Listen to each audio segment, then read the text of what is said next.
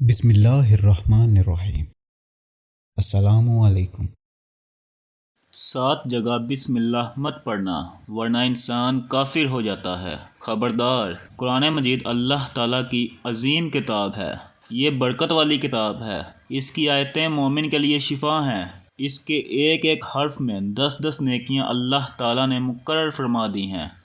قرآن مجید دنیا اور آخرت کی پریشانیوں کا علاج ہے اور قرآن مجید رحمتوں کا خزانہ ہے۔ لیکن اس عظیم رحمت والے خزانے سے مالا مال ہونا ہو تو سچے دل سے بسم اللہ الرحمن الرحیم پڑھو، پھر اس خزانے کو کھولو اور زیادہ سے زیادہ اللہ کی رحمتوں کو حاصل کرو۔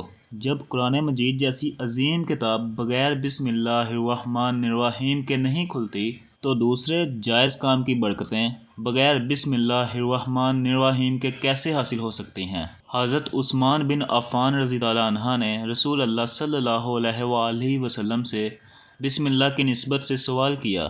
آپ نے فرمایا، یہ اللہ تعالیٰ کا نام ہے۔ اللہ تعالیٰ کے بڑے کاموں اور اس میں اس قدر نزدیکی ہے جیسے آنکھوں کی سیاہی اور سفیدی میں۔ جابر رضی اللہ عنہ فرماتے ہیں، جب یہ آیت بسم اللہ الرحمن الرحیم اتری، بادل مشرق کی طرف چٹ گئے، ہوائیں ساکن ہو گئیں، سمندر ٹھہر گیا، جانوروں نے کان لگا لیے، شیاطین پر آسمان سے شعلے گرے اور پروردگار عالم نے اپنی عزت و جلال کی قسم کھا کر فرمایا کہ جس چیز پر یہ میرا نام لیا جائے گا اس میں ضرور برکت ہوگی۔ ابن مسعود رضی اللہ عنہ فرماتے ہیں کہ جہنم کے 19 دروغوں سے جو بچنا چاہے وہ بسم اللہ الرحمن الرحیم پڑھے۔ اس کے بھی 19 حروف ہیں، ہر حروف ہر فرشتے سے بچاؤ بن جائے گا۔ ایسے ابن عطیہ نے بیان کیا ہے، لیکن کچھ ایسی جگہیں جہاں پر بسم اللہ پڑھنا حرام ہے، جائز ہی نہیں ہے۔ ہر انسان جہاں جاتا ہے پڑھ لیتا ہے۔ کچھ لوگوں کی ایسی عادت بن جاتی ہے کہ وہ ہر کام کرنے سے پہلے بسم اللہ پڑھ لیتے ہیں۔ تو کچھ ایسی بھی جگہ ہے جہاں پہ ہمیں بسم اللہ نہیں پڑھنی، جہاں پر بسم اللہ انسان اگر پڑھے تو وہ گنہگار ہوگا۔ بسم اللہ کا پڑھنا ایسی جگہوں پر، ایسے مقامات پر جائز ہی نہیں ہے۔ اب آپ یہ سمجھ لیجئے کہ کون سے مقامات پر بسم اللہ پڑھنا جائز ہے اور کن مقامات پر بسم اللہ پڑھنا جائز نہیں ہے۔ ناظرین، آپ نے سنا ہوگا کہ ہر کام شروع کرنے سے پہلے بسم اللہ پڑھنا چاہیے، کیونکہ بسم اللہ کا معنی ہے کہ اللہ کے نام سے شروع کرتا ہوں جو بڑا مہربان اور نہایت رحم کرنے والا ہے۔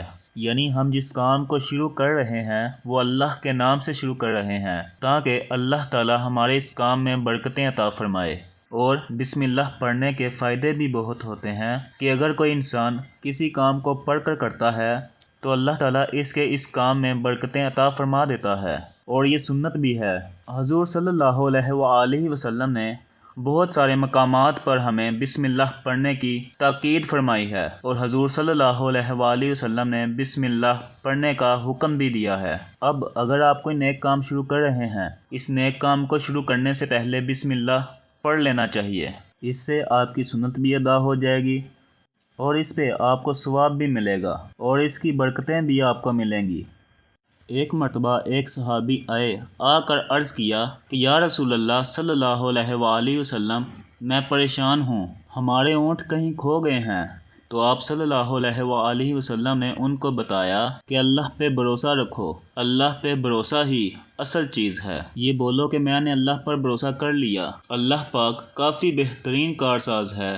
تو کچھ صحابہ کرام کہنے لگے کہ یا رسول اللہ صلی اللہ علیہ وآلہ وسلم، ہمیں اللہ کی ذات پر بھروسہ ہے، کیا ہم اپنے اونٹوں کو ایسے ہی چھوڑ دیں؟ اگر ہماری قسمت میں ہوں گے تو ہمارے اونٹ واپس آ جائیں گے، اور اگر مقدر میں نہیں ہوں گے تو چلے جائیں گے، ہمیں اللہ کی ذات پر بھروسہ ہے۔ تو آپ صلی اللہ علیہ وآلہ وسلم نے فرمایا کہ نہیں، پہلے اپنے اونٹ کو باندھو، پھر اللہ کی ذات پر بھروسہ کرو۔ یعنی ہمارے ذمے کے جو کام ہیں وہ ہمارے اوپر کرنا لازم ہے۔ اسباب کا انکار کرنے والا جاہل ہوتا ہے، اسباب کا انسان انکار نہیں کر سکتا کہ نہیں ہم تو ہاتھ پر ہاتھ رکھ کر بیٹھ جائیں گے، اب اللہ کھلائے، کیونکہ وہ رازق ہے، وہ ہمیں کھلائے۔ لیکن آپ اپنی محنت کیجئے، آپ اسباب اختیار کیجئے، پھر اللہ کی ذات پر چھوڑ دو۔ آپ پہلے جاؤ مزدوری پر، آپ کام پر جاؤ، آپ کاروبار کرو، پھر اللہ کی ذات پر چھوڑ دو کہ اے پروردگار عالم، اب ہمارا جو کام تھا ہم نے کر لیا، آگے تیری رضا ہے اور اب ہم تیری رحمت کے امیدوار ہیں۔ صرف ہمارے کمانے سے رزق تھوڑی ملتا ہے، آپ نے کمایا بس کما کر لے آئے۔ اس کے علاوہ آپ غور کیجئے کہ دانے کو زمین سے نکالا کس نے، اس کے بعد پھر اس کو گیہوں کی شکل میں اور پھر وہ آٹے کی شکل میں بنا، پھر وہ روٹی بنتی ہے۔ ہم سمجھ رہے ہیں کہ یہ ہماری محنت سے ہو رہا ہے۔ ہم نے روٹی بنائی، روٹی بنا کے وہ گوشت یا سالن یا سبزی ہمارے سامنے آئی، اس کے بعد ہم نے جیسے اس کو بسم اللہ پڑھ کر کھایا تو اب ہمارے حلق پر ایک فرشتہ بیٹھا ہوا ہے۔ وہ فرشتہ اب اللہ سے اجازت مانگ رہا ہے۔ حلق میں ہماری دو نالیاں ہوتی ہیں، ایک نالی ہوتی ہے جو سانس کی ہوتی ہے، ایک نالی وہ ہوتی ہے جس سے رزق اندر جاتا ہے، یعنی کھانا اندر جاتا ہے۔ تو یہ دو نالی بالکل برابر ہوتی ہے اور دونوں کا ایک ہی چھید ہوتا ہے، لیکن پھر وہ اندر جا کر الگ ہو جاتی ہیں۔ اب آپ یہ سوچ کر دیکھیے کہ فرشتہ یہاں پر بیٹھ کر اللہ سے پوچھتا ہے ہمارے ہر لقمے پہ کہ یا مولا اس لقمے کو زندگی کا سبب بناؤں یا موت کا سبب بناؤں۔ اب اللہ تعالیٰ کی اگر مرضی ہوتی ہے تو وہ لقمہ زندگی کا سبب بن جاتا ہے، اور اگر اللہ کی مرضی نہیں ہوتی تو وہ لقمہ موت بن جاتا ہے، یعنی اگر وہ لقمہ بجائے خوراک والی نالی میں جانے کے اگر وہ سانس والی نالی میں چلا جائے تو پھر انسان ختم ہو جائے گا۔ تو آپ دیکھیے ہم نے اتنے سارے کام کیے، لیکن فرشتہ یہاں پر بیٹھا ہوا ہے کہ اس نوالے کو، اس لقمے کو کہاں لے جانا ہے۔ تو یہ آپ نے اسباب اختیار کیے، یعنی اس کو اسباب اختیار کرنا کہتے ہیں۔ وہ اللہ تعالیٰ پر چھوڑ دیتا ہے، اور اللہ تعالیٰ پر چھوڑ دیا تو نیک کام ہم شروع کر رہے ہیں، کھانا کھا رہے ہیں تو ہمیں بسم اللہ پڑھنے کی تاکید کی گئی ہے۔ لیکن بہت سارے لوگ ایسے ہوتے ہیں کہ کچھ حرام کام کرتے ہیں، جیسے مثال کے طور پر اگر کوئی انسان جوا کھیل رہا ہے تو اس میں بسم اللہ پڑھنا حرام ہے کہ اللہ کے نام سے شروع۔ اللہ نے کب کہا تھا کہ آپ جوا کھیلو جا کر؟ اللہ نے کب کہا تھا کہ آپ شراب بیچو جا کر؟ اللہ نے کب کہا تھا کہ آپ جھوٹ، فریب، مکر کرو جا کر؟ اللہ نے تو کہا ہی نہیں۔ ایک شخص نے بڑی عالیشان منزل بنائی اور اس پر لکھا ھذا من فضل ربی، اور شیطان نیچے بیٹھا رو رہا ہے۔ تو لوگوں نے پوچھا تو کیوں رو رہا ہے؟ تو اس نے کہا کہ دیکھو میں نے اس سے جھوٹ بلوایا، فراڈ کروایا، ہم نے اس کی بلڈنگ فراڈ کر کے بنوائی، اور یہ لکھ رہا ہے ھذا من فضل ربی، یہ میرے رب کا فضل ہے۔ اللہ نے کب کہا تھا جھوٹ بول کے کمانا؟ اللہ نے کب کہا تھا کہ ڈھونگ کرنا؟ اللہ نے کب کہا تھا کہ فراڈ کرنا؟ تو مقصد صرف یہ ہے کہ شیطان تو ہر طرح سے انسان کو بہکاتا ہے، تو اس لیے حرام کاموں سے پہلے ہمیں بسم اللہ ہرگز نہیں پڑھنا ہے۔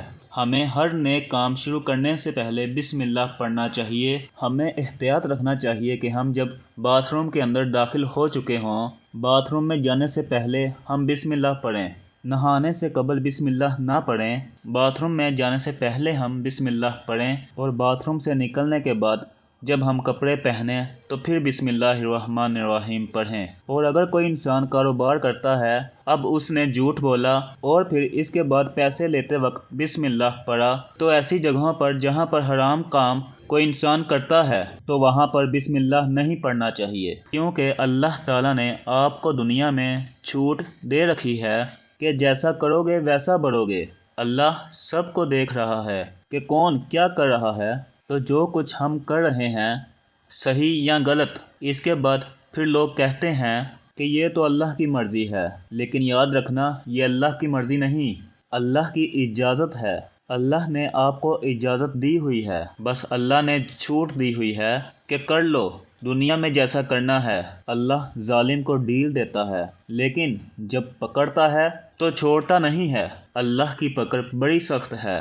تو دنیا میں اللہ دیکھ رہا ہے، یہ مرضی نہیں ہے اللہ کی کہ آپ گناہ کرو، لیکن اللہ نے بس اجازت دی ہوئی ہے، کر لو، دیکھیں کتنا کرو گے۔ ایک دن آؤ گے میرے پاس، جب آؤ گے تب ہم فیصلہ کریں گے۔ مالکی یوم الدین، انصاف کا دن کا حاکم۔ تو اللہ کی ربوبیت سمجھیے اور ہمیں یہ سمجھنا چاہیے کہ کون سا کام ہمیں کب کرنا چاہیے، کب نہیں کرنا چاہیے۔ جو سنت رسول صلی اللہ علیہ وآلہ وسلم پر ہم عمل کریں گے تو اللہ تعالی ہمیں کامیاب کر دے گا، دنیا میں بھی اور آخرت میں بھی انشاءاللہ۔ اللہ پاک ہمیں بہتر عمل کرنے کی توفیق عطا فرمائے اور ہمارا خاتمہ ایمان پر فرمائے، آمین ثم آمین۔ کمنٹ باکس میں اللہ تعالیٰ کے 99 ناموں میں سے ایک نام ضرور ٹائپ کیجئے گا۔ شکریہ۔